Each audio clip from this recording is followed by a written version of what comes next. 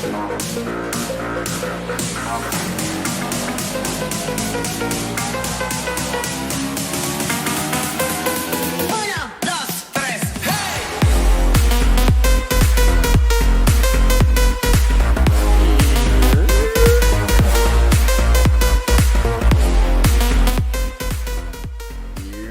up, guys? Happy Thursday, September 20. Whoa.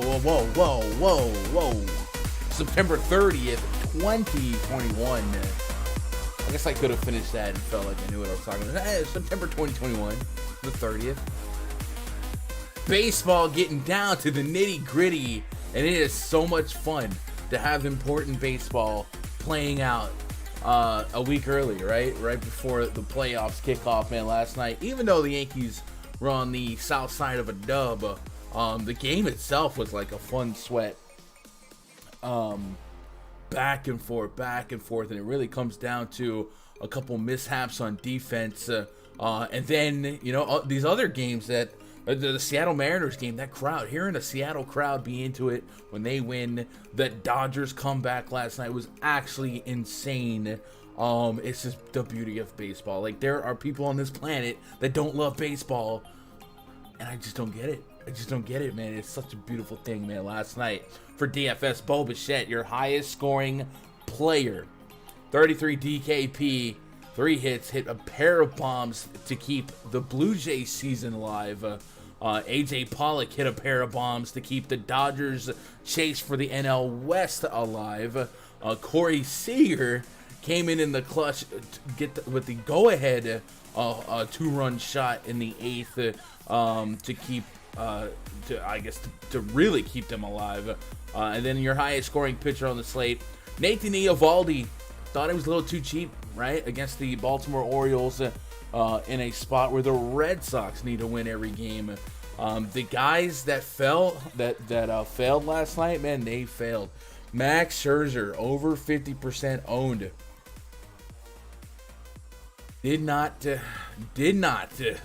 have a good game. Arguably his worst game of the season, with the NL Cy Young hanging over his head and with his team's shot at the division, resting on his shoulder. He came out flat, and the Padres, who did not have Fernando Tatis, ended up shelling him, and it was ugly to watch. But somehow, by hook or by crook, the Dodgers win that game. But Max cripples half of the field, and then Taiwan Walker. I was very let's say anti-Taiwan Walker, but if you tell me Taiwan Walker's chalk every day of the year, I'm going to fade Taiwan Walker. And he ended up being a solid play, especially considering what happened to Max Scherzer. So hopefully you guys were on the right side of Taiwan Walker. I was not, and you were on the right side of Max Scherzer. I was not. Man,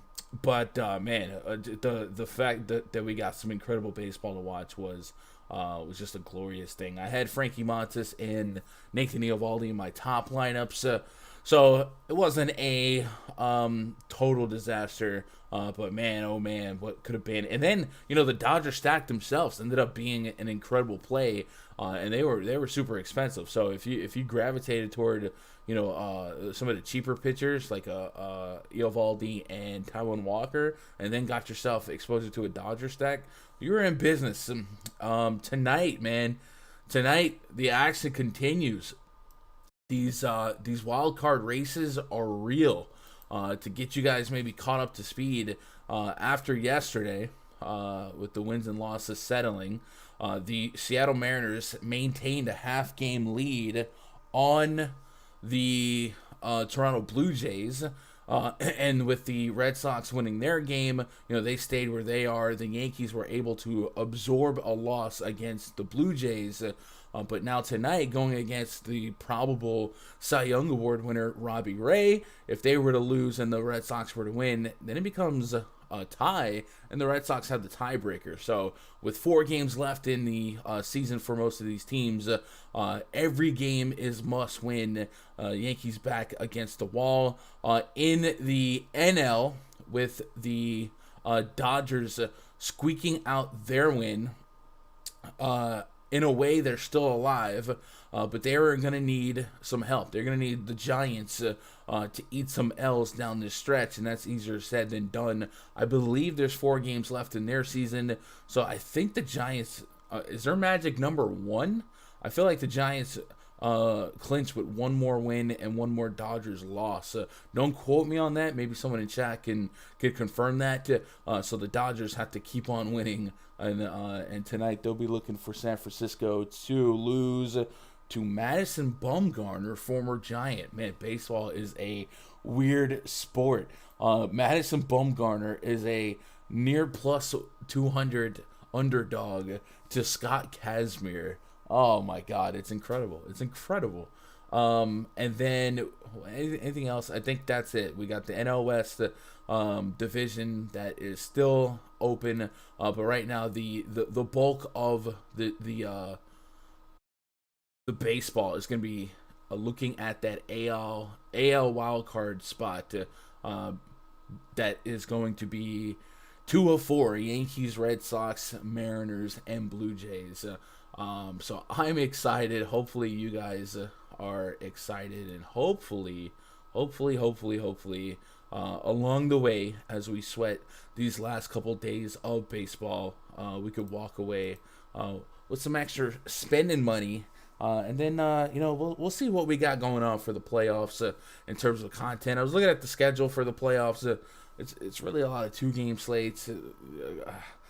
I don't know if we're going to have the time to keep producing the live streams for that, because live streams will be full-fledged for daily NBA, but I'll see if we can keep something going. I know I'll have spreadsheet support for it still. Anyway, what's up, chat? How we doing, man? My love. Sean V in the chat. Jamie Moore. Josh Sandings. The bomb detector was on point last night. It got me all the monies. Man, I had Jorge Polanco and Hunter Renfroe as my homers yesterday, and Renfroe bailed me out late, but Polanco got there for me early. So I'm with that. Bomb Detector is the best MLB content out there, man. I appreciate that. It's definitely it's definitely good at what it does, right? So I appreciate that, and I'm glad you guys have recognize real home run potential. Anyway, we've got 9 games to talk about for tonight's slate. Most of these games are meaningless. So as we kind of cautioned with a couple of the high-end pitchers yesterday, Carlos Rodon as a key case, a lot of these pitchers have, or really a lot of these teams have no incentives to really leave their pitchers out there too long. At the same time, you could argue they don't have a lot of incentive to yank them short. When I saw who was the Padres pitcher last night just absolutely getting roasted on an open fire against the Dodgers, I was like, are they going to take him out, or they just don't care? But teams that are locked into the playoffs, like the Brewers, like the White Sox, like the Rays, like the Astros, those are the teams I'd be looking to be a little bit pessimistic about what their upside from their starters are. They don't need the wins. They don't need to be stressed out or be throwing stressful pitches deep into meaningless baseball games. So I would be cautious on those pitchers or being over-owned on those pitchers if I thought the field was going to be high-owned on them, because I do think we might have a lower ceiling than usual because of the fact that teams are going to want to be a little bit modest with rest management and load management as we get to the postseason. What up, Earth to Air? Doing all right today. Guys, I threw the noise gate back on the mic for a video we did this morning, the Showdown video.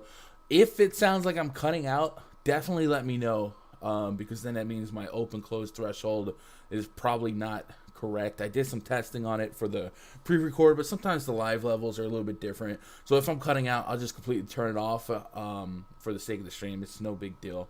So just let me know. I won't be offended. We are going to go to the game-by-game breakdown, all 9 games. Explore pitching, explore hitting options, stacking options.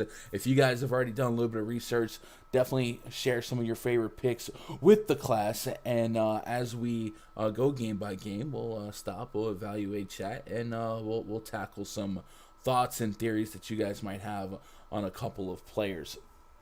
Game number 1, Red Sox at the Orioles. What up, Jonathan Adams?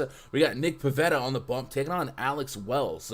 Red Sox have an implied run total of 6 runs. The Orioles 4.1. Nick Pavetta coming in at 7K on DraftKings. I definitely think he's a risk-reward pitcher in this spot. He carries a 1-4 strikeout rate, 25%, and on the road, his numbers have become a little bit better, especially in terms of power allowed. A 0.71 home run per 9 and a 209 average allowed. The caveat here is Nick Pavetta's advanced metrics are really not what you want. 4+ xFIP to both sides of the plate, and a lot of hard contact. Well, I guess medium contact. I guess this year's been a little bit better. High fly ball rate to righties, 44.5%, and then overall a 1.4+ home run per 9 to both sides of the plate. And I know so far he's been all right on the road, but Camden Yards is one of the more home run friendly parks in all of baseball. So if there is going to be some road split regression, it would likely come here against the Orioles team that, might come out here and play a little bit of spoiler. I'm definitely on the both sides of this outcome scenario because I can see a world where 7K Nick Pavetta has a very viable fantasy game. 18 DKP would probably be really, really good at that price point. And then the Orioles are pretty cheap as a stack. Cedric Mullins is 4.6K. Ryan Mountcastle, 4.4K on DraftKings. Everybody else in the 3Ks. So you put those guys against these power splits for Nick Pavetta in a power-friendly park. It wouldn't stun me if the Orioles came through with a solid stack production. Red Sox need to win this game. There is no ifs, ands, or buts about it. They need to win because not only it goes beyond trying to catch the Yankees. They're trying to shake a stick at the Blue Jays and the Mariners below them. So I think there is lost potential with Nick Pavetta on the bump. So I'm very interested in this game. I will be an Orioles fan tonight. But let me know what you guys think. Are you guys in the both sides of this range of outcomes scenario? Is Nick Pavetta somebody you find yourself leaning on at a decent clip? I do think at 7K, like it's hard to get away from. In his 4 games against the Orioles this season, he's averaging 15.8. So that means there's some below and some above. And on August 13th, he dropped 28.5 DKP. So if he's got a almost 30 in there, he's probably got an almost 0 in there. Nick Pavetta, DKP by game log versus Orioles. Let's go last 4 games. Yankees taking another L. Listen here, Linda. September 18th, he went 3.2 innings, 2 homers allowed, 3 strikeouts.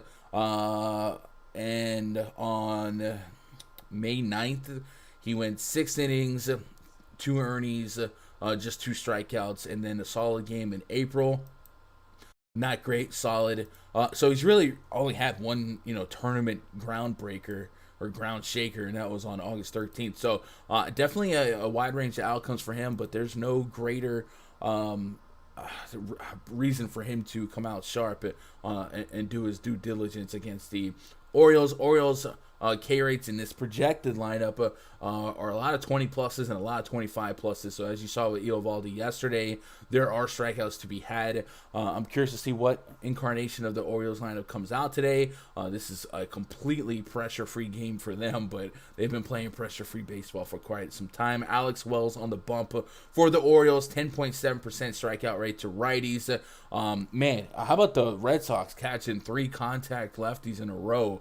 Almost a 7 xFIP for Alex Wells against righties in 36 total innings of sample size so far. 3.32 home run per 9. He is not what you want. He has given up a lot of contact, a lot of power, and This is a Red Sox team that I guess you can argue that, Bogart's got an increase in price, but I mean, your favorite bats from the Red Sox in this matchup are still going to be Kike Hernandez, Hunter Renfroe, JD Martinez, and all of those guys are under 5K still. So shame on DraftKings for letting this for letting this continue. Red Sox will continue to be the highest owned stacks on the slate. We've seen that 3 days running now, but I got no argument against it. They all line up pretty doggone well in a must-win situation. So give me some Red Sox stack, a little bit of Pavetta, and a little bit of Orioles stacks in my back pocket. Just a little bit, not a lot, a little bit. No Alex Wells today, not even if there's a fire. What up, Josh Gillum? What up, Slinksy? I would say Rays winning the Cy Young. Cole has over 3. Yeah, right now, I had a little interesting talk about it last night on Twitter. But I think Robbie Ray has it pretty much locked up. Just an average game from him would probably go a long way today. If you look at all the pitchers that have 150 innings or more, and just a real quick an aesthetic for you guys on Fangraphs. It's a fun little thing. I think it's already going to have 150 innings as the cutoff. But if you look at all pitchers that have thrown at least 150 innings, and you look at specific categories for these American League pitchers, being innings pitched, ERA, strikeouts, Robbie Ray is number 1 in every category for the American League. Right now, he's a couple innings behind Jose Berrios. That probably changes today, but he's going to be number 1 in ERA. He has a 2.68 ERA on the season. He's going to be number 1 in strikeouts, and he'll probably be up there in wins. So I think an okay game today probably gets him to be the surefire Cy Young. Which sucks because, I'm a Garrett Cole guy, but can't take away the results here. And that's kind of the bad thing about, not the bad thing about this award, but, when we process our thoughts on pitchers, we always keep the advanced metrics in our mind because that's what we live by. But that's really, these awards, MVP, Cy Youngs, these are results-based awards. And the results are there for Robbie Ray, even if he's a little bit luckier than he probably should be. What up, Dave Jones? One of the channel members. Appreciate you stopping by. That Red Sox lineup actually did just come out, so we'll get that updated. Kike Hernandez, Kyle Schwarber batting second. Kind of ironic that he wasn't in the lineup yesterday after being the only part of that offense to produce the night before. Rafael Devers is batting 4th. JD Martinez batting 5th. Hunter Renfroe batting 6th. That hurts maybe the floor for Renfroe, but I'm still okay with getting there. Jose Iglesias, he can be your hero, baby. He's batting 9th. So Alex Cora going pretty lefty-righty, staggered out here. Schwarber 5-1. 2 nights ago, the Red Sox were a pretty high-owned cumulative stack. A lot of 10, 15, 20% owned guys. And Kyle Schwarber was sitting right there at 5% owned in the highest-owned stack as the only guy to homer. And people just stayed away from him because of the platoon splits, right? Being lefty versus lefty. Now, Alex Wells has not given up a homer to a lefty yet, but it doesn't look like that's by design, right? It seems like a little bit of luck. A 50% fly ball rate, a 36% hard contact rate, a little bit below league average, but high line drive rate. Yeah, there's no reason for me to think that he's just locking down lefties because of skill. It seems like it's just a sample size thing. So Red Sox lineup is out. They are still very stackable. Wish Renfroe was still batting second. He's not, but I'm still going to get to him. Orioles bullpen still bad. If Ray has a good start, he locks the Cy Young down. Yeah, unfortunately. Hopefully, the Yankees light him up. But we'll see. What's up, Nason Ottersbach? Man, that's an amazing name. Think you need both sides of Pavetta in Baltimore. I'll definitely be getting access to both sides in mass multi-entry. Probably in short entry, you'd make a stronger stance or stronger decision. But I'm with you in mass entry. I'm gonna have both sides of that. Let's move on to the next game. Yankees at the Blue Jays. Corey Kluber taking on Robbie Ray. Kluber with a couple of Cy Youngs in his back pocket against potential Cy Young award winner Robbie Ray. Blue Jays got to win. They cannot lose ever on the season. And yesterday they squeaked one by the Yankees. I'm telling you, it was a lot of fun. Like, there's only 2 losses this season that I was like, okay, that was fun. Yesterday was one. The other one was the Field of Dreams game, and I was like more accepting of that loss because of the movie being, about the White Sox guy. But yesterday was fun. It was back and forth, a lot of action. Unfortunately, it comes down to an outfield blunder. If that doesn't happen, maybe the Blue Jays don't win that game. And then Giancarlo Stanton sent one to right center field, and I thought that he had it. And then I was like, why would they pitch to Stanton there? There's 2 outs with the bases clear. So hopefully today they come back out. Corey Kluber is, who knows what you're going to get. More often than not, I don't think you're going to get deep innings out of Kluber. The Corey Kluber system lately has been a strong first inning, and then it all kind of just falls out from there. So I am kind of thinking that he has a very, very short hook. One of the guys the Yankees got back into that bullpen was Domingo Hermann, who has been a starter for the Yankees. And since he didn't come into the game yesterday, I'm just guessing that Domingo Hermann might be piggybacking Kluber at the first sign of failure or the first sign of weakness for Corey Kluber. Again, that's just my assumption as a Yankee fan. So kind of look out for that. We also didn't see Severino yesterday. I don't know if they want to pitch him on a couple days rest and make him a full-on bullpen piece. We saw Jonathan Loáisiga come in and look absolutely locked down. I would assume he's available today, but maybe since he just came back from the IL, they'd be a little bit more cautious with him in back-to-back appearances. But this is go home, right? This is go big or go home. So I think you look at Loáisiga as being available today. So if I had to draw up a potential list of guys behind Corey Kluber, if he didn't go deep, if we got 4 innings out of Kluber, I'd be looking at probably Domingo Hermann, Chad Green, Loáisiga, and they probably look for Chapman to close it down unless all hell broke loose and the Blue Jays just run away with it. And against Kluber, anything is possible. Matchup wise is one of those spots where it's going to be a little bit harder to love either team pre-flop. I do think it's easier today to be on the Blue Jays than it was yesterday. Cole just didn't have it, and the Blue Jays were on it, and they were swinging inspired bats. But 1 through 4 of this Blue Jays lineup, all well over 5K. Springer's right at 5K.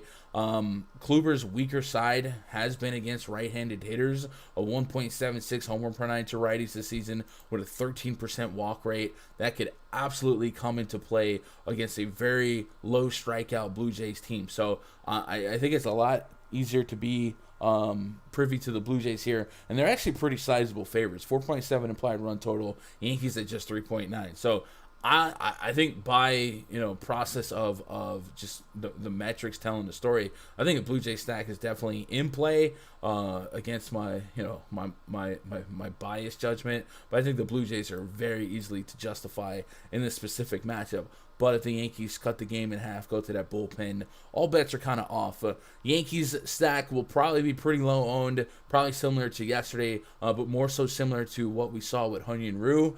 I don't think Robbie Ray is a gas can by any stretch. However, he does allow some loud contact outs. I had some shares of the Twins in that last game. There was a lot of loud contact outs. He has a 9.1% barrel rate allowed on the season, and we've known him to allow a lot of hard contact through the years. A 1.46 home run per nine to righties this season, 1.31 home run per nine to lefties. We saw Joey Gallo get hit by a pitch yesterday, and I saw in a post-game report that they likely were going to need x-rays on that. I felt like Gallo versus Ray is not the matchup you want for Gallo's 50% strikeout rate. But Luke Voit came in late in the game with a pinch hit strikeout, and he came up lame trying to run out a strikeout, pass ball, whatever. So I'm wondering what his status is health-wise. I would assume if Voit can at least walk and swing a bat, that he would DH in this spot, and then they would ask Stanton to play the field. But if Voit and Joey Gallo are unavailable, you might get a weird lineup that asks, I don't know, Tyler Wade or somebody to play the outfield. It could get really, really weird if you don't want Stanton out there because of the turf. So that's something I'm keeping an eye on. Hopefully we get that lineup pretty news, but there's 2 potential injuries to shake up that roster, right? I like Renfroe better at 6. He'll homer again at lower ownership. I don't know. I don't think you're going to get him at low ownership at all. Don't touch Kluber yet. Yeah, Kluber's. I haven't been big on Kluber all year. Kluber does have a pitch that it's like a mixture of a slurve and a curveball, but he doesn't want to call it a slider. He doesn't want to call it a curveball. He calls it the Kluber ball. And then I saw Jameson Taillon. He's been using the Kluber ball. So they invented a pitch. So it's if you ever watch it and you're wondering what that frisbee looking slider thing is, looks a little bit like Sergio Romo's slider.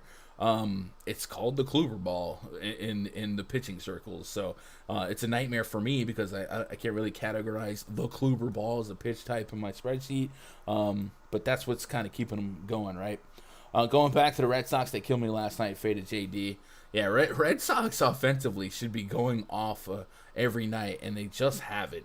But you got to play the matchups, right? Baseball's about playing the matchups. The only thing with the Red Sox that sucks is they come in every day as egregiously high owned. In some of my medium stakes single entries last night, that stack was literally 40+% owned. And I thought, fading the Red Sox at that ownership and single entry was going to work out for me.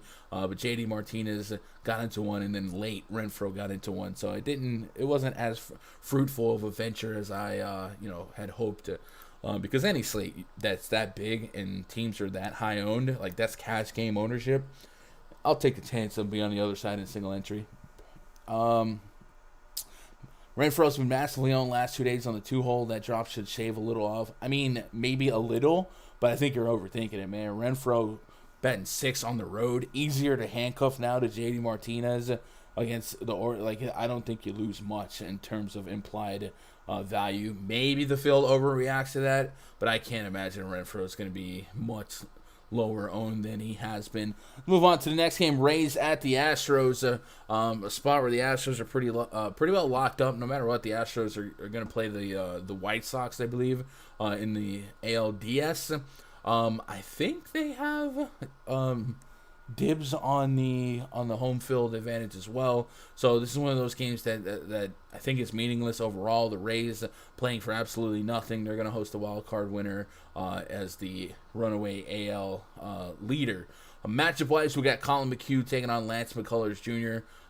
Don't quote me on that AL stuff though, but I'm pretty sure with 4 games left, the Astros are locked into where they're locked in at, right? White Sox have 91 wins. No, they're not. So I guess technically the Astros could lose seeding by losing this game and White Sox winning a couple. So I guess the Astros do have something to play for if they value Minute Maid Park as home field advantage being important, and it should be. So I guess the Astros do want to win this game. So with that said, Lance McCullars in play, $9,600. It's going against a tough Rays lineup that came to play last night. A decent amount of strikeouts through and through in this lineup, 25%ers, and then a couple of low strikeout K guys. Never going to get the warmer fuzzies pitching against the Rays this season, but McCullers at 9,600. Does he have an ability to go out there and drop 20 plus? Yeah, he definitely does. And on a slate where, getting pitchers that are pitching in important spots and maybe trusting them to go a little bit longer, a little bit harder, easier said than done, right? 6 innings and 4 straight games for Lance McCullars. Has had better road splits, ironically, but his one game against Toronto, he dropped 34 DKP not Toronto, against Tampa Bay. He dropped 34 DKP. So last couple games for him, flirting with 20 plus in 3 of the last 4. Ironically, the high strikeout Angels did not strike out as much, but 100 plus pitches is likely his pitch count. So I don't mind putting him in the pool. He's definitely not going to be like a tier 1 option for me, but it'll be in the mix for me as a guy looking to put his team on his back. And then Colin Mchugh, former Astro, opening the game for the Rays today. I don't know that any pitcher goes to this lineup more than once. Maybe you get a long man that goes a little bit longer. Mchugh, you might get 1 to 2 innings out of him. And then we hand the ball over to anybody. Ryan Yarbrough, so a lefty comes in. Yarbrough's been hit or miss. Lately he's been a little bit better, but there's been games where the wheels fall off, 70, 80 pitches out of him. So you probably get maybe 1 or 2 trips through the lineup. We put Yarbrough's numbers in the RunDFS.com MLB VIP spreadsheet. We did just get an Astros lineup, by the way.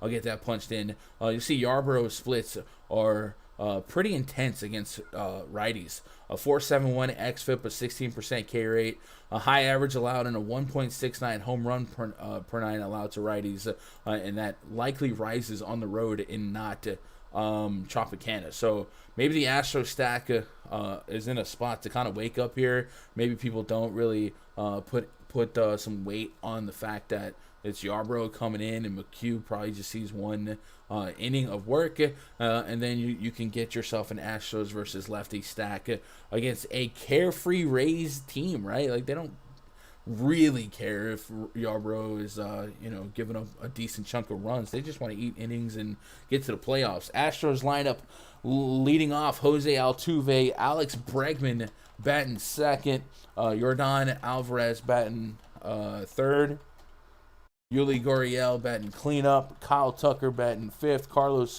Correa batting sixth, Michael Brantley all the way down to the 7th spot. That's actually kind of interesting because he's been such a professional hitter for them. You wonder why he's down there. But hey, maybe Dusty Baker's shaking stuff up. Overall, the stack is okay, not super cheap, but not impossible to get to. Altuve is going to run you 5,700. He's going to be the most expensive guy here. We've seen Kyle Tucker get himself a more appropriate price based on what he's done this season. But I do think the Astro stack is in play. But the Rays are just, never a fun team to stack against because of their Kevin Cash's ability to switch it up, go to the bullpen. But I'll take some stabs at Astros against Yarbrough. A little bit more of a sneaky approach, right? Colin McHugh's been a really good pitcher, so you're kind of maybe surrendering an implied at bat for these guys, and that feels like you're paying even more than usual. But I'll take some stabs at the Astros getting to Yarbrough. Nothing crazy. Get them the dub. Get caught up on chat. Mccullars is sneaky tonight. Sandwiched in between Ryan and Robbie Ray on DK. This team has a lot of Ks in it. Yeah, I definitely like Joe Ryan quite a bit too. What up, Jim? Hi, Gun. Am I crazy to lock and load Ray tonight? No, I mean you're not crazy. Like Max Scherzer last night, he's got the world to pitch for. His team's season on the line and his Cy Young on the line as well.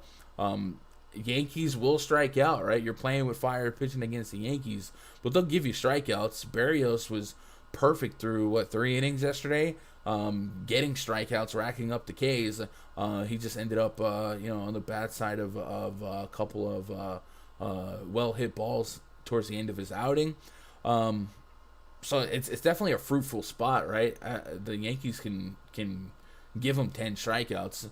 But you are playing with fire because Robbie Ray does have a little bit of a hard hit, hard contact problem and a home run problem. So if the Yankees are locked in, again, I don't know what this lineup is yet. There could be a chance that this lineup's a little bit weaker than maybe the Yankees want it to be. But I don't think you're crazy. I'm also kind of curious if Robbie Ray gets elevated ownership based on what's at stake here. And based on the options, I gotta imagine Joe Ryan manages to gravitate towards the top of ownership charts, but everyone else, I can't see any warm and fuzzies on really anybody, right? There's not one pitcher past Joe Ryan that I'm like, all right, cool.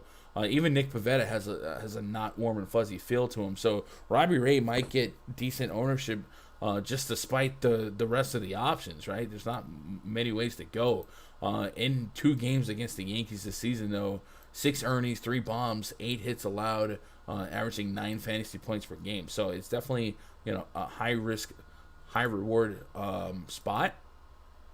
But that might be a spot where I let the field ownership make my decision, because I don't want to speak. With any undertones of biasness. Yeah, I know. Hill is 50%. My goodness, I get it.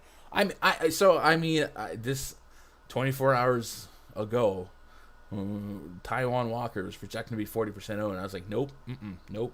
He actually was only like 16% in my single entries, so maybe he didn't quite meet the ownership projection through and through.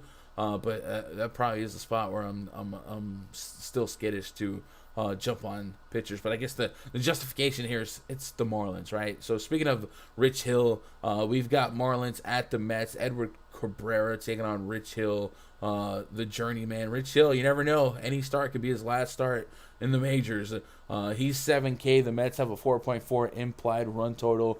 Marlins 3.1. Rich Hill, what could we expect out of Rich Hill?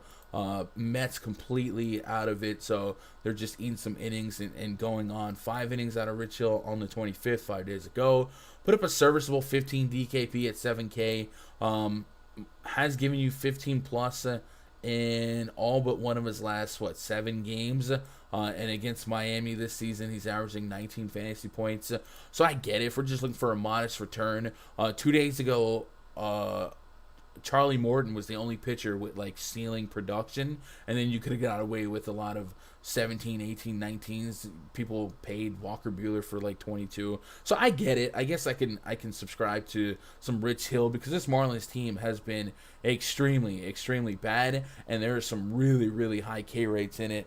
Based on the lineup that they do produce, there could be a couple guys here with 30+% K rates, the pitcher spot, and Rich Hill could just have himself a mostly efficient game at home this season. While his xFIP is over 4.5, the K rate's been 26%, and the average allowed, the home run per nine, all that stuff's been pretty doggone low. So fine, I can get to Rich Hill, but if he does push 50%, I gotta let the math and the probabilities kind of push back, because there's a world where he just gets 17, and that might just be an average range of outcomes. Whereas a guy like Nick Pavetta, even though his floor is negatives, his ceiling is probably still 30, because he does have strikeout stuff. I don't know how often I see Rich Hill getting 30. Even Taiwan Walker, who was cruising for a couple innings, ended up with just 19, right?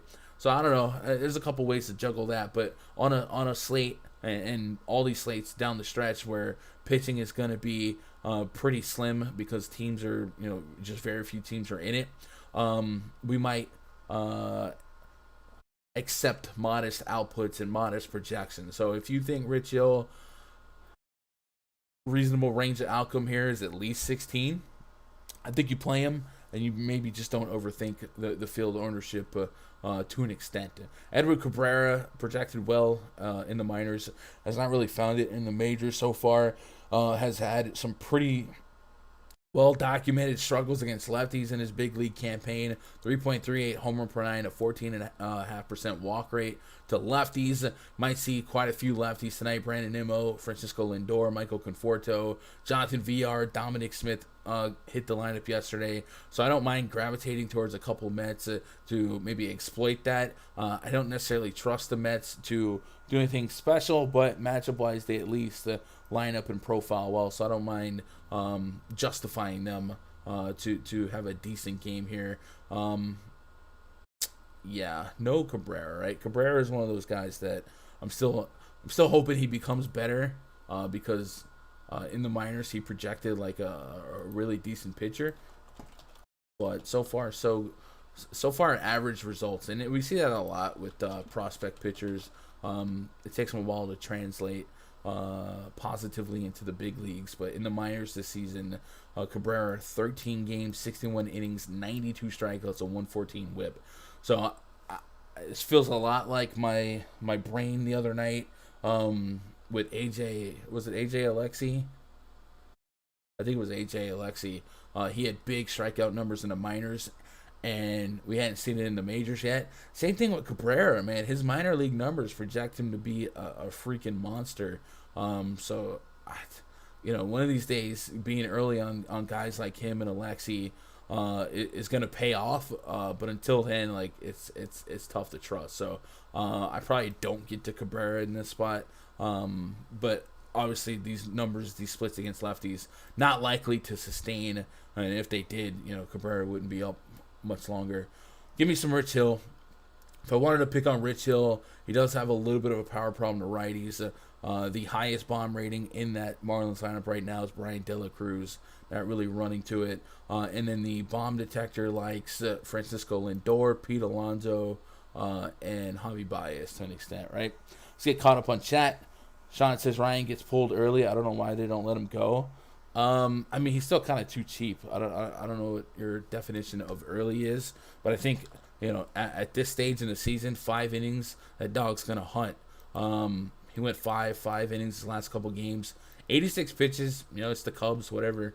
We'll take that. If you have if you have a 15 to 30 DKP range of outcomes on this slate, you're probably in the player pool. He definitely did get a price bump, so there's a little bit more pushback for him to not go super deep. He's definitely he's their golden goose right now from that Nelson Cruz trade. So you don't want to exhaust them in meaningless baseball games. So that's why they don't let him go deep. But if they give him a shot at 5 innings each time he goes out there, I think you take a shot this late in the season. Let's move on to the next game.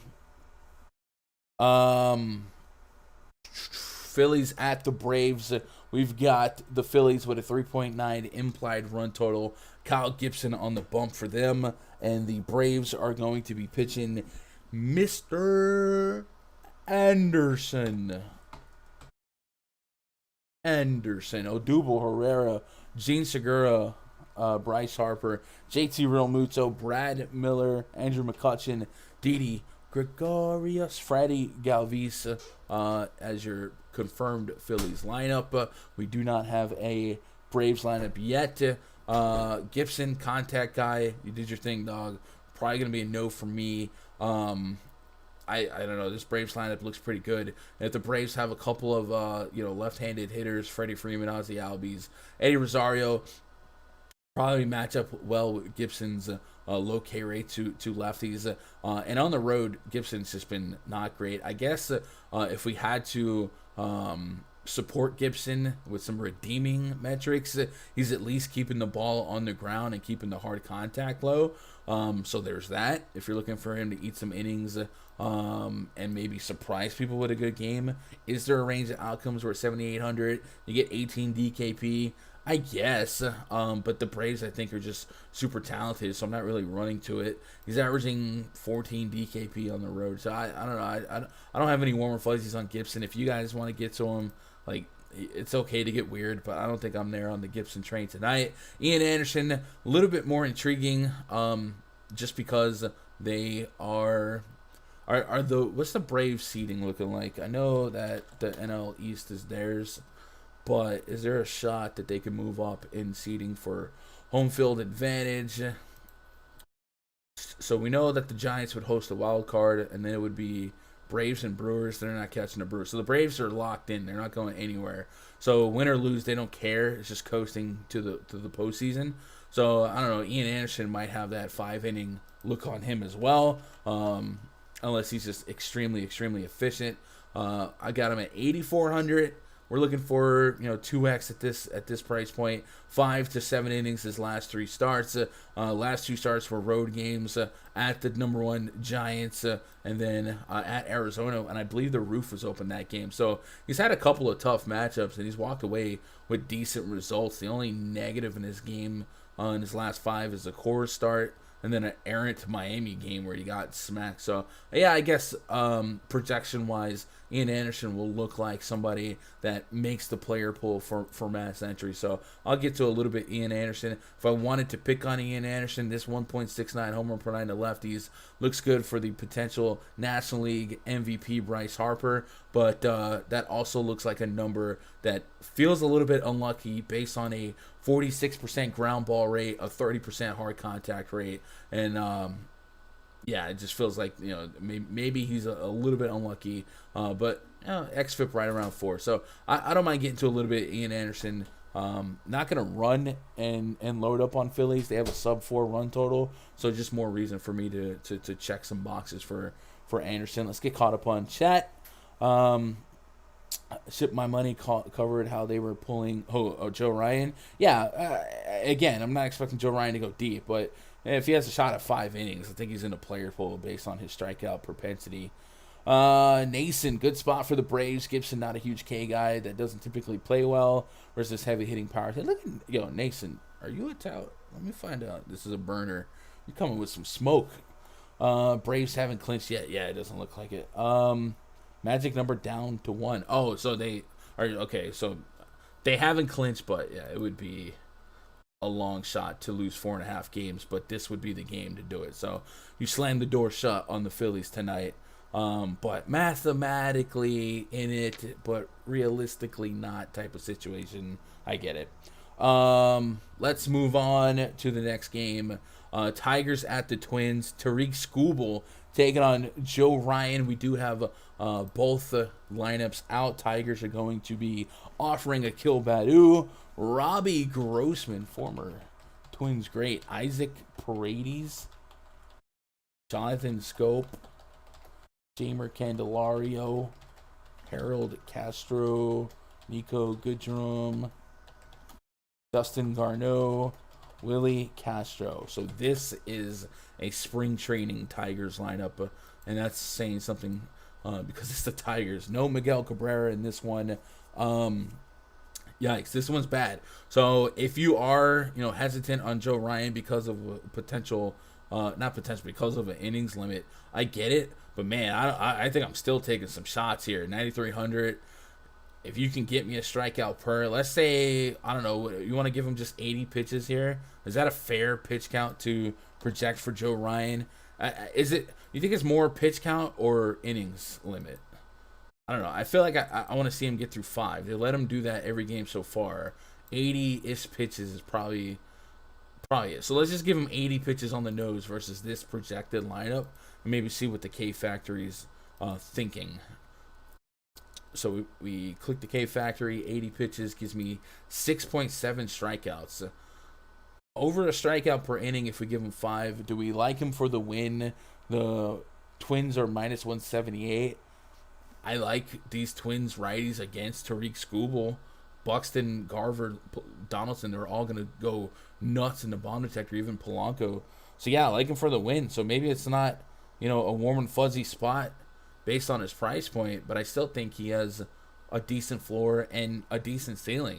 He's shown an ability to get you near 30 DKP in limited fashion. So, maybe we're paying for the ceiling range of outcome on a 5-inning expectation, but I still get to it.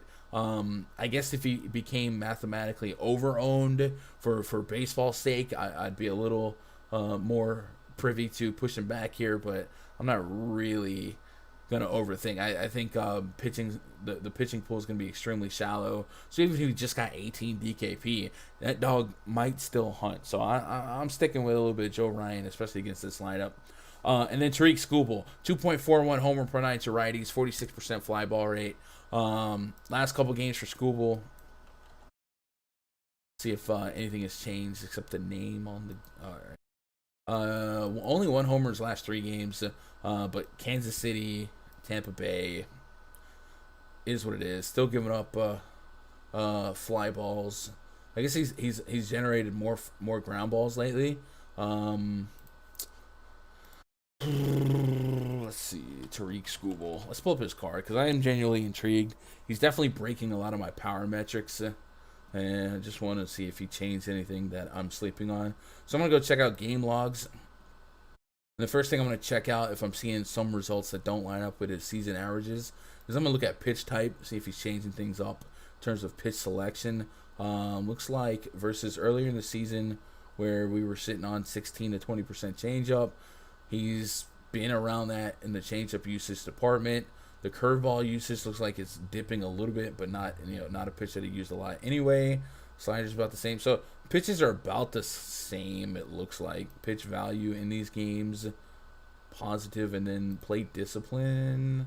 The swinging strike rate is still kissing double-digit percentages, and then batted ball data. So for whatever reason, his ground ball rate's kind of been up in his last 4 starts. Has seen 50% or greater ground ball rates. So I don't know if he's found something or if it's just a quality of opponent, right? Pittsburgh's in there. The Rays are in there a couple times. That might have been a turn or two without Franco or Nelson Cruz. So it's possible that was just a poorer lineup. XFIP was solid for the most part. So I'm kind of on the fence here. I think I can't really pinpoint what's the difference lately, so I'm gonna kind of trust the overall metrics that say the Twins could be a solid play based on their power metrics versus Skubal's power metrics. What I will give Skubal credit for is he does have strikeout potential, a 27.2% K rate to righties, 25% K rate to lefties. So there's always a range of outcomes when you have a 1-4 K rate. That at 6,700, you become an okay play. But the goal for the Tigers pitching staff really has been to not go crazy with your starters. We've seen Casey Mize get protected, and we haven't seen Skubal go more than 4 innings and 50 pitches. So probably not even playable at 6,700, even if he did, have a strikeout per inning. So I'm leaning on the Twin stack here offensively. I don't think we're going to play a Tigers pitcher for the rest of the year. I'm going to have some Joe Ryan, some Twin stacks. The bomb detector loves a bunch of these Twins at the top. But looking at Skubal's potential pitch count, it might be fair to presume that Skubal doesn't really see anyone twice. Maybe he sees the top 2 guys, top 3 guys a couple times. But for the most part, he may not see the bulk of this Twins lineup more than once. Mitch Garver is at the top of the bomb detector, 4.53 rating on the bomb detector, decent sample size. And one thing about Mitch Garver today is he's batting third, so he gets that guaranteed at bat first inning against Skubal. And I like his metrics quite a bit to serve one up over the wall. And I like 1 through 4 a lot. So I will be in on some Twin stacks. I would be hyper focused on 1 through 4. I wouldn't leave out Sano and Kepler and stuff in mass entry. But 1 through 4 looking really, really good on paper. And then backing up Skubal as a bullpen that we know is going to be below average. So give me the Twin stack. And that's all I got to say about that. Let's get caught up on chat. Choi or Sano, Bobby D out for Boston, Dalbec out, yeah. I guess that's the Schwarber trade-off. 6 lefties for the Tigers, and Ryan only got 15% to lefties. Small sample, though. Yeah, very small sample, but to maybe elongate on that, I can make you feel a little bit better by pulling up his minor league numbers.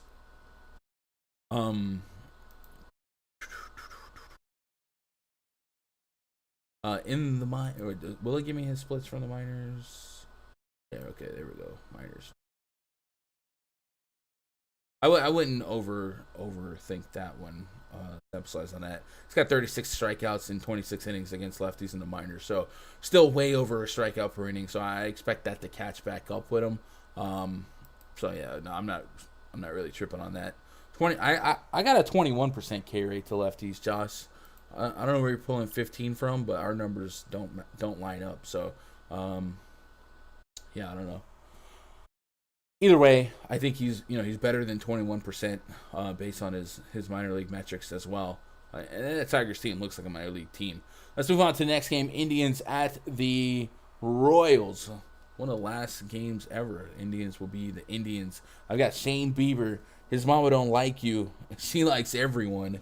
Taking on Angel Zerpa. I have not seen Zerpa pitch. So I'm assuming he's a September call-up. So we'll see what he's been working with in the minors. But because he is, call up, he probably is not going to be somebody we expect to go super deep.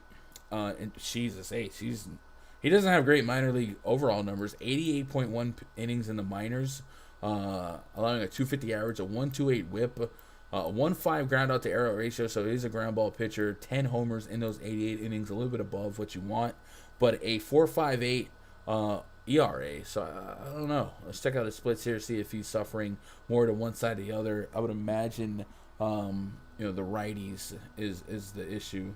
26 innings against righties in is this AAA?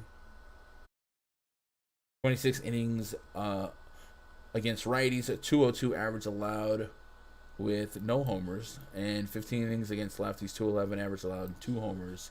I think that's his most recent stint. So maybe there's a reason. Maybe, I don't know if there's like a PCL or something like super hitter friendly that inflated those overall metrics for his ERA to be what it is. But his recent stats seem serviceable. So, yeah, maybe we don't. It looks like he's a big ground ball guy, too. 2.8 ground out to air out against lefties. 1.23 ground out to air out against righties. So I don't know what we might expect innings-wise for Angel. Let's see if there's anything in his blurb. 22-year-old will be taking it. A rotation spot of Brady Singer. Blah, blah, blah. Zerper began the season at high A Quad Cities, submitted a 2.59 ERA, but he's faltered during a brief time in the upper levels of the minors. So, okay, so maybe those are single A numbers that we're looking at here. And then when he's gone up in ranks to like double A, triple A, hasn't been as solid. And that could definitely continue trend-wise as he gets to the majors, going against an Indians team that I do prefer against lefties anyway. So it might be something that we just stack some Indians on a hunch.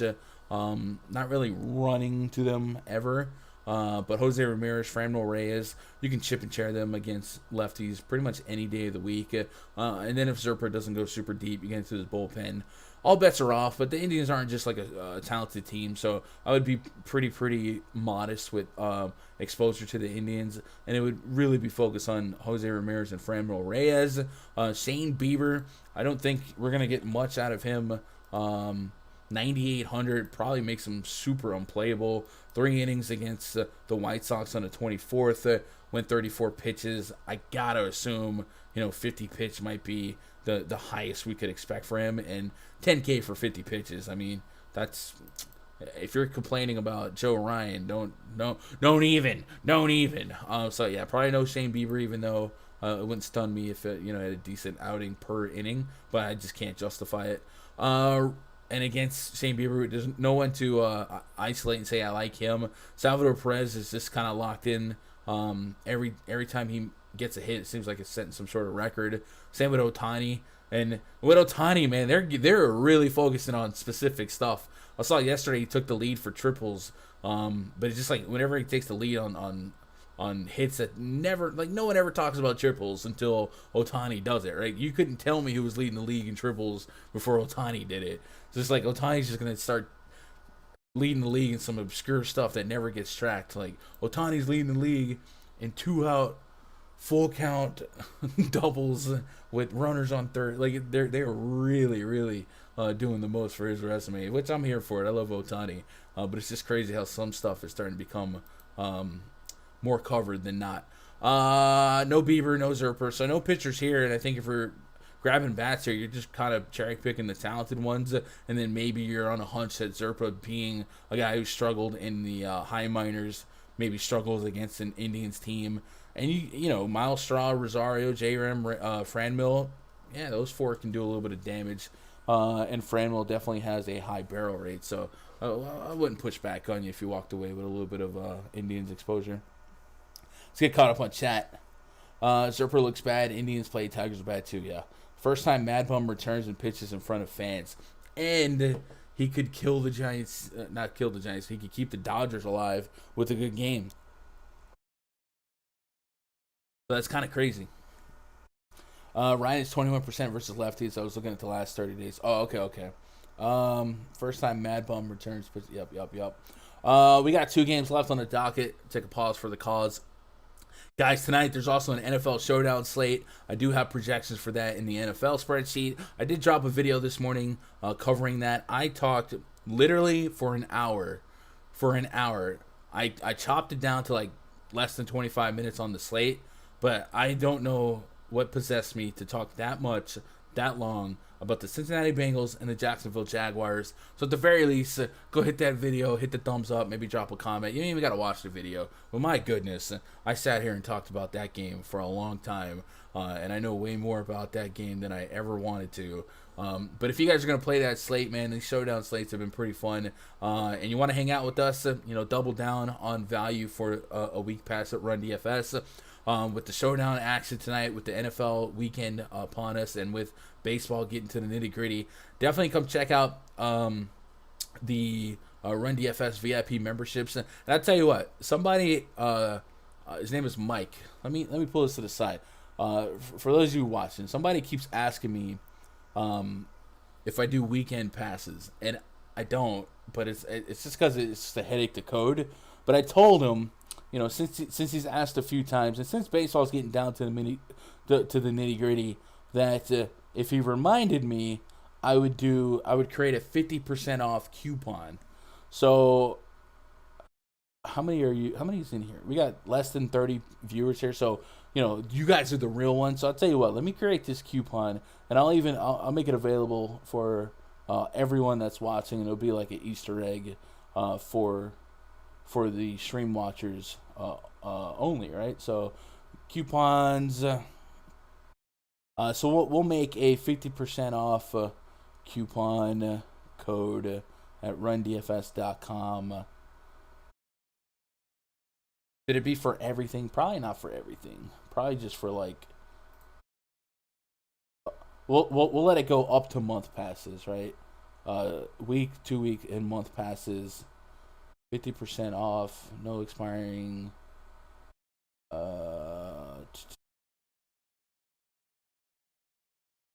Update, right? All right, so that's out there. So Mike, who's always DMing me on Twitter because he works every day, your weekend pass is a week pass, but we'll chop it in half. So if you go to rundfs.com and you click VIP memberships and you click only either a week, 2 week, or month. I'm not going to chop the other stuff half off. That would be a little bit crazy. But since there's going to be a 2 week, low break with the baseball playoffs, we'll put it out there. So let's say a month pass is something that maybe behooves you. Sam Hilliard, our boy, have a coupon. The coupon code is BANG. BANG. So we'll put BANG in there.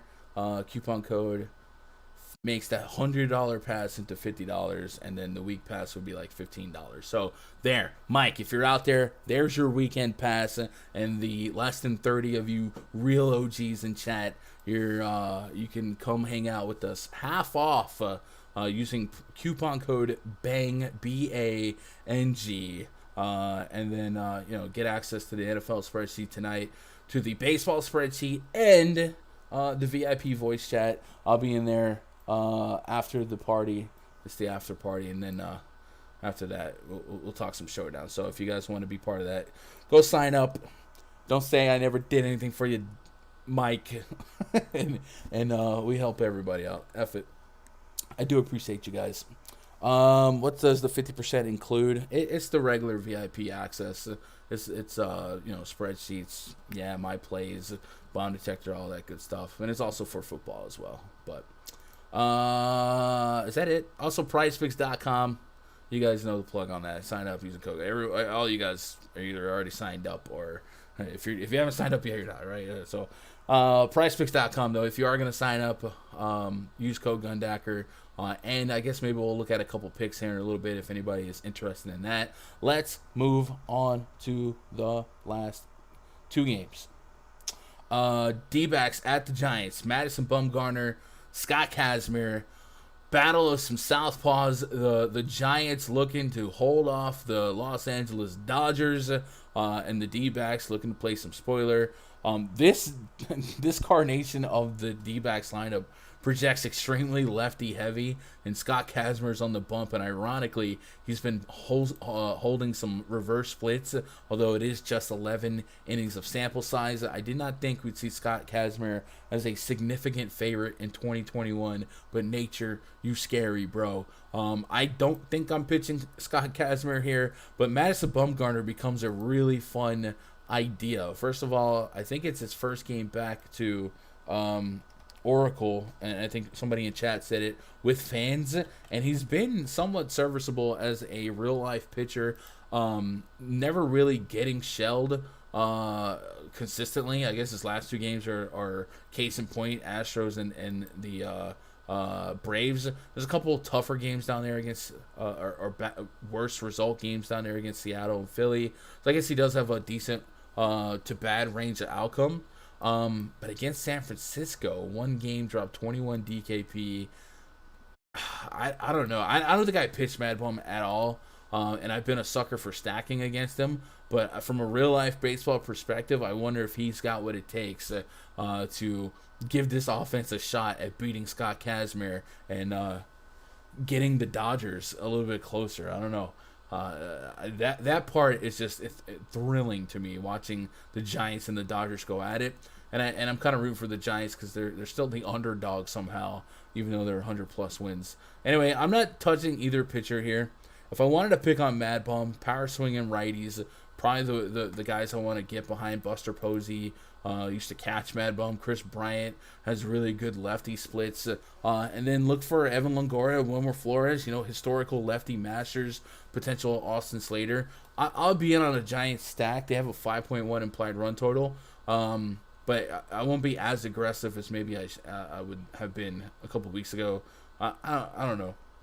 Mad Bum and John Lester, those guys just love effing me over. But I gotta get to some of the Giants. I love this Giant stack against lefties since last year, the year before. They're just kind of a Cinderella stack in that department. So I'm in on the Giants to an extent. I'm not gonna pitch either pitcher, but are you guys gonna take a shot on Kazmir or Mad Bum? I don't think Kazmir has many redeeming qualities for me. 6,200. I'd probably want a shot at 15 DKP. On the 22nd, he went 4 innings, 71 pitches, couple strikeout. I'm not really. I don't think these are great fantasy plays. So I'm not there on Kazmir. I don't think you're insane if you took a shot or 2 on Mad Bum based on whatever this Giants lineup came out. But I'm more inclined to stack the Giants versus pitch anyone here. If I want to pick on Scott Kazmir, Ketel Marte leading the way for me. And Carson Kelly. Hopefully he would be in a better spot. Maybe batting cleanup. So you can give me Marte and Carson Kelly against Scott Kazmir to play a little bit of spoiler. That lineup actually just came out. Ketel Marte's leading off. Henry Ramos batting second. Dalton Varsho. And then Carson Kelly batting cleanup. So I do like Carson Kelly a little bit more. And then Christian Walker against a contact lefty. That might produce. Vargas is batting 7th. And then Geraldo Perdomo is batting 8th. So is Henry Ramos anything special? I feel like we looked at him before, but he doesn't necessarily. Does he have any crazy lefty splits from the minors?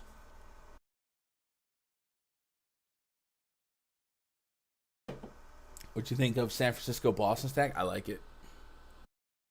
Boston will likely be the highest owned stack. I haven't looked at ownership projections to corroborate that, but I gotta assume that if they've been what they've been the last 2 nights, looking at this slate, they gotta continue to be the highest owned stack, right? Against lefties in the minors, AJ Ramos batting a very sustainable 500 with a 1.1 OPS in 71 at bats. How many homers? 3 homers in those 71 at bats, and 9 homers in 185 at bats to righties. Ramos might be like a sneaky play if you're playing the late slate, or even if you just want to take a shot at him here.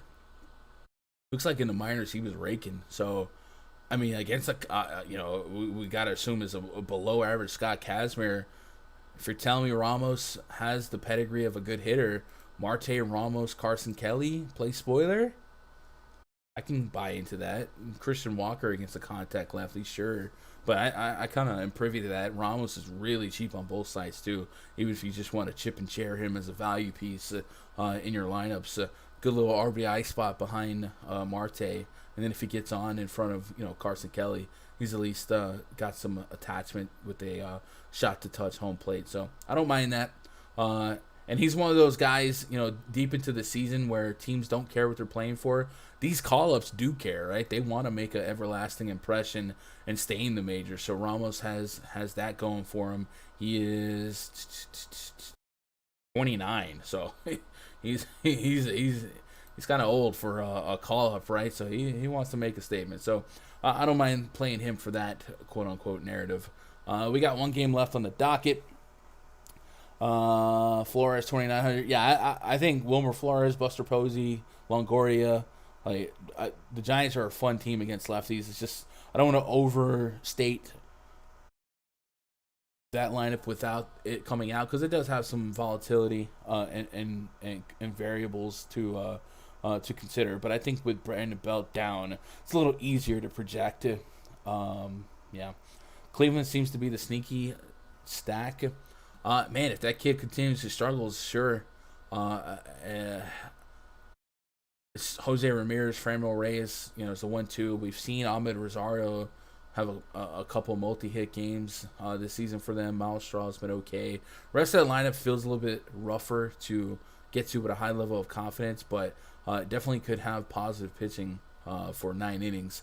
Main event tonight, Padres and the Dodgers. Bro, I said it last night on Twitter. This series, these two teams have put on incredible baseball all year. Even in a spot last night where you come into the game thinking, all right, we got a dead Padres team, no Fernando Tatis. We got Max Scherzer pitching for his team's division life and his Cy Young award. We're like, all right, we're just sitting back looking for Max Scherzer to put on a gem. And then it gets lit up, right? And then the Padres are up 4 or 5 runs, and you're like, wow, Padres are stunning. And then I'm literally thinking, okay, so this is going to put the Dodgers against the Cardinals on the wild card. Oh my God, is Kershaw going to choke in the playoffs again? Because I like Kershaw, and this narrative is dumb. But here we go. And then the 8th inning happens, and the Dodgers have really one of the more incredible innings I've ever experienced from a non-Yankee standpoint. They just kept hitting homers. They didn't stop. And Cody Bellinger pinch hit homer. They would not stop homering. And next thing you know, Corey Seager puts them up. And then Kenley Jansen comes in and just destroys the Padres 1-2-3. So what a fun series they have been all year long. Let's see if that continues tonight. We got Vince Velasquez up against Tony Gonsolin. Velasquez, his last outing was on 3 days rest, right? Is this a full 5 now? 25th to the 30th? Yeah, so it's full 5 now. So I don't know if the plan is to still keep him as a low inning guy. Who, he was a scrub pickup because they didn't have pitching. He's likely not going to be a thing in a couple weeks for this organization. So why not let him go out there and throw darts? But it felt like they wanted to play spoiler last night. So let's see if they continue that trend tonight. But I think Velasquez is definitely more on the side of a gas can. And maybe the Dodgers don't come in as low owned today as they have been the last couple of days. And maybe that 8th inning started something special. But Mookie Betts, Corey Seager, Trey Turner, Max Muncy, all very, very viable options. A.J. Pollock hit a pair of homers last night as well. And there's no one that I would be, off of in this Dodgers lineup going against Velasquez and then dipping into that bullpen, because that game is going to be coinciding essentially with the Giants game. So it's not like they watch the Giants win and then they say, all right, wild card boys. They're going to go out there swinging hot sticks here and trying to stay alive. So I like the Dodgers stack quite a bit. They have an implied run total of 5.4. That, I believe, is good for top 2 on the entire slate behind just the Red Sox.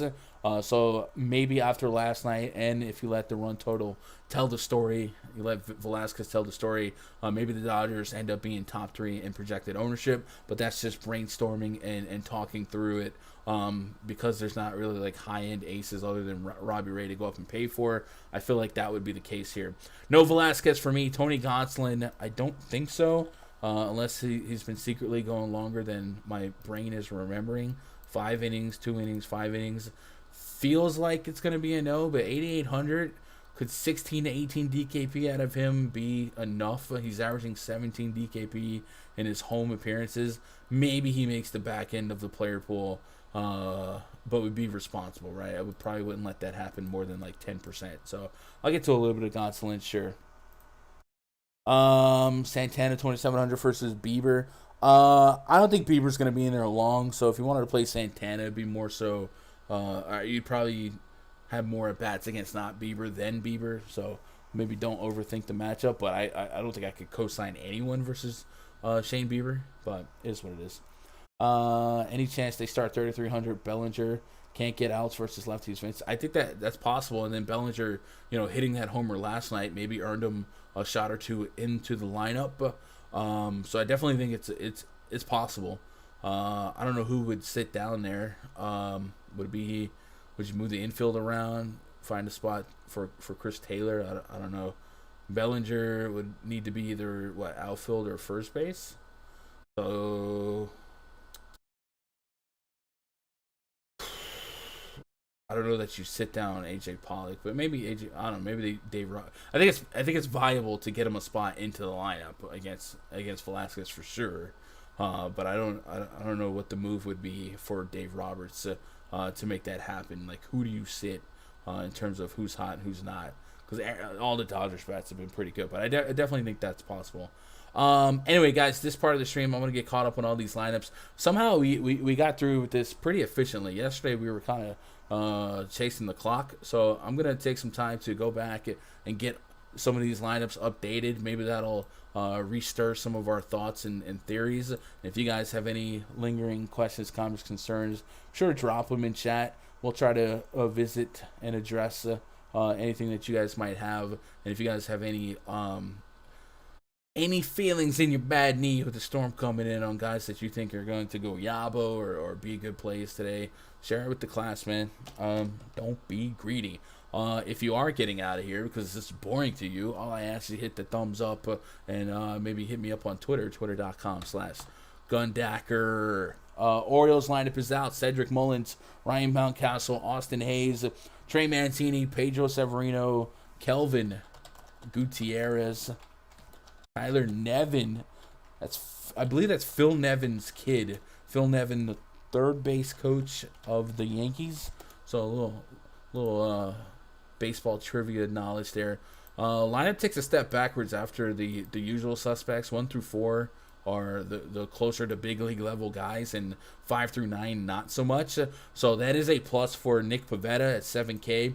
Maybe we tap more into the expectation of him being a solid strikeout guy today. He's got 26% K rate on the road, and the bottom half of this lineup strikes out at a 1-4 plus clip. And if I give Pavetta, let's just look at the different ranges of outcomes. If we give Pavetta 80 pitches, I get 6.4 strikeouts. If I give him 90, that's 7.2. And if I give him 100, I dip on 8 strikeouts. 100 pitches might be a little bit too much, but he has a 5.5 strikeout prop right now on PrizePicks, and I get over 5.5 at everything 80 pitches and above. So I'd probably look at grabbing onto that Pavetta strikeout prop sooner rather than later. And just looking at that K factory one more time, do we have swing and strike rates for this lineup of the Orioles? We got 16%. Other than Cedric Mullins and Jahmai Jones, everyone is at 12% or greater. So decent swing and miss stuff there for the Orioles lineup to project well for Nick Pavetta. So yeah, maybe Nick Pavetta over strikeout prop is got a little bit of value on it right now. Let's move on to did the Yankees lineup come out yet? No, it did not. So that makes me worried. That makes me wonder if Gallo or Luke Voit might be heading to the IL. We'll see. Also, yesterday they optioned Andrew Heaney. Somehow Andrew Heaney had another option left on his deal. But I was almost sure that it would be Jameson Taillon to the IL to make space for Loizaga, but instead they optioned Heaney. So maybe Taillon's not dead yet. I don't know. Blue Jays lineup: George Springer, Marcus Semien, Vladdy Jr., Bo Bichette, Teoscar Hernandez, Corey Dickerson is batting 6th. Alejandro Kirk is batting 7th. Santiago Espinal is batting 8th. And Randall Grichuk, the Yankee killer, is batting 9th. Not much has changed here. Corey Kluber still somebody I don't have much interest in. All but one righty into this lineup to tap into Kluber's righty splits. Right. Ryan versus Detroit. Yeah, I think I like Ryan's matchup for sure. But just don't expect more than 5 innings out of Ryan. That seems to be the soft ceiling. I don't say soft. That seems to be the ceiling. Marlins at the Mets. Did we get lineups here? We did. Miguel Rojas leading off for the Marlins. Jazz Chisholm, Lewis Brinson. So Dela Cruz was one of the guys on the bomb detector for this matchup against Rich Hill, and he's not in the lineup. So this Rich Hill matchup gets potentially a little bit better. Nick Fortes batting 5th for the Marlins. Lewin Diaz, Eddie Alvarez, and Magnus Sierra. So this lineup is still pretty bad, and it loses pretty much most of its implied power. Not that it had much in Dela Cruz. So yeah, I guess if you're on 7K Rich Hill, no reason to abandon ship. Brandon Nimmo, Francisco Lindor, Conforto, Pete Alonso, Javi Baez, Jeff McNeil is batting 6th. You're Jeff McNeely. Jonathan VR is batting 7th, and then James McCann batting 8th.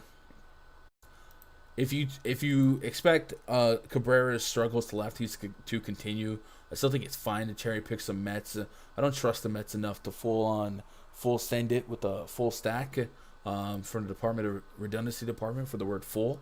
But yeah, they at least line up well metrically if you trust Cabrera's short splits against lefties. Braves lineup did come out. Jorge Soler, Freddie Freeman, Ozzie Albies, Austin Riley. I hate Austin. Adam Duvall batting 5th. Eddie Rosario, Travis d'Arnaud, Dansby, Swanson. Hold me closer, kind of Dansby. So as we discovered, this is the game, right? This is the game that locks the Braves into the NL East. So a little bit of reason for them to maybe want to get white girl wasted tonight. Some champagne poppy celebrations. So look for their bats to maybe come out firing. The stack itself, a bunch of 5K plus guys, but they're in an okay spot and have some meaning in their game tonight. Royals have Whit Merrifield, Nicky Lopez, Salvador Perez. By the way, guys, I see a potential rain in this game. Any of you guys have a beat on the weather? I haven't checked Roth's report yet, but is there anything more than anything to be worried about?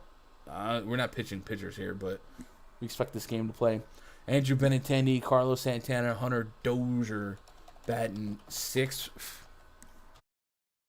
Adalberto Mondesi batting 7th. Michael A. Taylor, and then Cam Gallagher.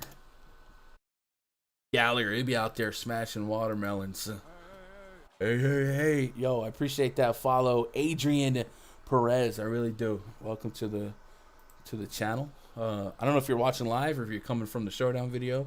If that's the case, you don't know, but I do appreciate the follow. And that's it, man. That's all the lineups we've got for today's slate so far. So I had a lot of fun chopping it up. We might only have a couple of more live streams for baseball, guys. I don't know how viable it will be for me to do baseball live streams for the playoffs because they tend to be staggered throughout the day. So we might only have a couple more live streams on this channel for baseball. Maybe we'll still have some type of content for baseball, but it's getting down to it. So I will try and substitute some more live streams for maybe football. I was thinking about doing a football stream last Saturday, but I had 2 streams to do for Osmo. I had a lot of catching up to do for the NFL stuff, but maybe Saturday night, as long as I'm not going up against like UFC or something like that, maybe Saturday night I can get a live stream going to break down the week 4 slate for NFL and then walk away with a player pool and then, just hang out and chat a little bit. So maybe look out for that. Still on the fence. I do want to get some NFL content out there, but it's such a grind. And then I don't want to get you guys attached to the NFL content, at least on a live stream manner, with NBA just a couple weeks away, because NBA is a daily live stream grind. So anyway, bomb detector. Mitch Garver is the highest sample size guy in the bomb detector. 4.53 rating on, sample size of over 200 from the hitter, 140 from the pitcher. You almost never see a rating that high. So Mitch Garver looking like a snack. Pause. Hunter Renfroe's up there as well. Evan Longoria against Madison Bumgarner. I wonder, have they faced off before? I feel like they had to. But just out of curiosity, do we have any history between Longo and Mad Bum? Looks like we do. Longo has 1 bomb off of him, 6 at-bats. So fun to watch these old guys. They've been in the league for a little bit. Go at it. Back to the bomb detector. Any surprises here? JD Martinez, Chris Bryant. No surprises, I think. Anybody with sample size makes a lot of sense here. The outliers are likely the Dalton Varsho, Pavin Smith here. Lefties against the lefty with 1.2 innings of sample size for Scott Kazmir. So I'd pretty much ignore that. Matter of fact, I'll just go ahead and remove that from the bomb detector from now, so you guys don't get too confused. And that's it, man. That is the bomb detector here. So I like it. I'm digging it. See what you guys got in live chat. Remember, we did do the stream only and guy on Twitter only, so you won't see this tweeted on Twitter. Coupon code BANG is 50% off VIP week, 2-week, and month pass. So that is just for you guys that grinded with me on a Thursday afternoon, and for Mike, who's been DMing me on Twitter for a weekend pass. So check out that if you guys want to take advantage of that. I don't think I've ever done a 50% off thing, especially not on a flash approach. So you'd go to rundfs.com, click VIP memberships, get signed up. We are going to be chilling in voice chat in the Discord for a couple hours as we create our player pools and lineups for baseball, and then also working on the NFL Showdown Slate a little bit. So if you want to be part of that, we'll be over there. You guys got anything else for me before we get out of here? Lorenza, let's get the likes up, man. I would appreciate that. Definitely going to miss these MLB streams, man. It's fun, right? But, it is the regular season. All good things have to come to an end. But I will say we saw exponential growth for the baseball content, right? While we're sitting on, 30 views right now. Sometimes we get 60. Our basketball views are always in the hundreds. So it is what it is. Basketball is a little bit more reckless, but it's just the nature of the beast. It's a seasonal thing, man. What up, Pinstripe Pimp? Appreciate you doing the streams. Need the football streams. That's the sport I've made the least money in. Yeah, I'll tell you what, for NFL having so much money in it, a common thing I hear is that, a lot of people that are sharp from our NBA and baseball areas aren't succeeding as much as you would think. It really comes down to a lot of lineup construction principles for me in tournaments. Last week was a good week despite a couple of early injuries, but hopefully we start getting better. So yeah, I definitely want to get some NFL content. And one of the things that also holds me back from NFL content is the fact that there's so much NFL content, and a lot of it's really good. A lot of it maybe is a little bit analysis by paralysis. I don't really need to know or care about third string linebackers that might get 20% of stuff like that. I'm really just focused on volume and opportunity and game script and game theory. So some of the content can kind of be confusing. But yeah, I would like to at least get a couple of NFL streams up there, if not just for the couple weeks between now and NBA season. So if I can help it, I'll try and get some stuff together to maybe do a Saturday night NFL stream. I need to make sure that the airspace is clear, meaning that there's not a lot of other DFS stuff going on at that time. And then also last week I was going to do one, and the world was watching UFC, so I'm going to make sure that the schedule's clear. But I wouldn't hate doing one this Saturday night because the Yankees play the day game on Saturday, I believe, right? Or is it night? Don't quote me. If the Yankees have an important game that night, I'm going to be honest, I wouldn't stream. But I thought they were playing early Saturday and then early Sunday. Everyone in the league plays the same time on Sunday. joining the squad. Let's go, Lorenzo squad. So Saturday is at noon. So, yeah, I wouldn't be emotionally attached to watching the Yankee game. So maybe Saturday night we'll make something happen. Otherwise, tomorrow we're back at it one more time for the good time, right? Tomorrow might be the last baseball live stream, so show up and show out as we get ready for the postseason, man. I appreciate you guys making part of my day, be part of your day. Twitter.com/Gundacker. If you guys got anything else for me, I definitely love you guys. I appreciate you guys. Good luck. God bless. And go win some money.